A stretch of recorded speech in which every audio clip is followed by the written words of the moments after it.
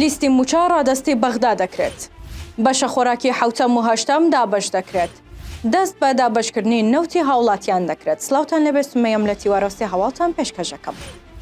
بەپێی قسەی سەرچاوەیەکی ئاگادار ئەمڕۆ لیستی موچە ڕادەستی بەغدا دەکرێت. سەرچاوەیەک لە وەزارەتی دارایی هەرێم ڕایگەیاند وەفتەکەی حکوومەتی هەرێم لە بەغدا لەگەڵ بەرپرسانی وەزارەتی دارایی عێراق کۆ دەبنەوە.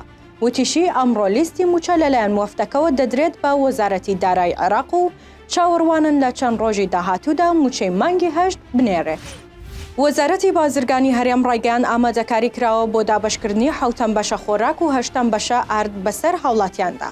وەزارەتەکە ڕاشیگەیان هەموو مادەکانی بەشە خۆراک لە کۆگاکانی هەرێمن.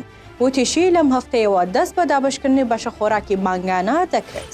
وەزارەتی سامانە سروشتیەکانی حکوومەتی هەرێمی کوردستان ڕایگەیاند پێشوەرزی زستان دەستی بە دابەشکردنی نەوت کرد و نەوت بەسەر ناوچە شاخاویەکانی قەزای شەقڵاوە دابەش دەکەن. دەشڵێت پرۆسەی دابەشکردنی نەوت جگەل لە شەقڵاوە لە ناوچە شاخاویەکانی پارێزگای دهۆکیش دەستی پێکردووە.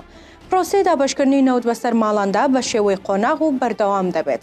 وەک پێشتر وەزارەتی سامانە سروشتیەکان ڕایگەیاند بوو بۆ هەر خێزانێ 200 لیتر بە 100,000 دینار دەدەن. سێ هەواڵم پێشکەشکردن هەر شاد بن.